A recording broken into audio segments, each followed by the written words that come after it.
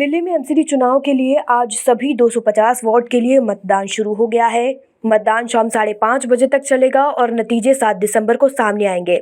इस बार त्रिकोणीय मुकाबला बीजेपी, आम आदमी पार्टी और कांग्रेस के बीच है। एमसीडी चुनाव में 1349 उम्मीदवार मैदान में हैं। एमसीडी को 1998 में स्थापित किया गया था। 2012 में तत्कालीन मुख्यमंत्री शीला दीक्षित के कार्यकाल के दौरान इसे 3 हिस्सों में यानी उत्तर, दक्षिण और पूर्वी दिल्ली नगर निगमों में बांट दिया गया था। हालांकि इस साल फिर से तीनों को एक कर दिया गया है। एमसीडी में बीजेपी 15 साल से काबिज है।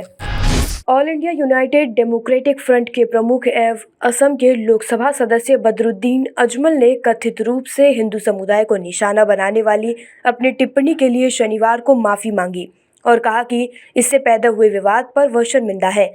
अजमल की टिप्पणी को लेकर राज्य के कई हिस्सों में उनके खिलाफ पुलिस में शिकायतें भी दर्ज कराई गई है। हालांकि उन्होंने कहा है कि उनकी टिप्पणी को तोड़ मरोड़ कर पेश किया गया है और उन्होंने किसी समुदाय विशेष को निशाना नहीं बनाया था। आरएसएस के पूर्व प्रचारक और हरियाणा के मुख्यमंत्री मनोहर लाल खट्टर ने अपनी कुर्सी जाने की आशंका जताई है। यह वाकया बीते महीने सीएम खट्टर के आवास पर राष्ट्रीय स्वयंसेवक संघ के कई पदाधिकारियों के साथ चाय नाश्ते पर हुई चर्चा के दौरान सामने आया है। सीएम खट्टर ने अपनी आशंका के लिए संगठन में काम के दौर के अपने पुराने साथी और प्रधानमंत्री नरेंद्र मोदी के संकेत को समझने की कोशिश को आधार बनाया है। पाकिस्तान के नवनियुक्त सेना प्रमुख जनरल सैयद आसिम सुनीर ने शनिवार को कहा कि अगर उनके देश पर हमला होता है तो पाकिस्तान अपनी मातृभूमि की रक्षा करेगा और दुश्मन से भी लड़ेगा।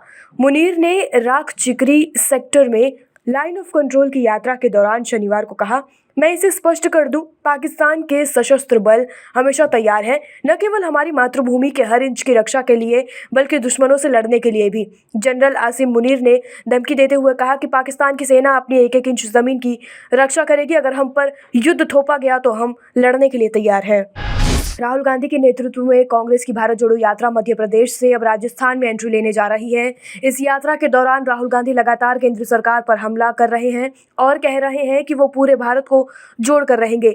इसी बीच राहुल गांधी ने एक बार फिर पीएम मोदी पर निशाना साधा है, जिसमें उन्होंने ये सवाल उठाया कि जब क्रूड ऑयल की कीमतों में लगातार गिरावट आ रही है तो ऐसे में पेट्रोल डीजल के दाम क्यों कम नहीं हो रहे हैं। इसके लिए राहुल गांधी ने ट्विटर पर कुछ आंकड़े भी शेयर किए हैं।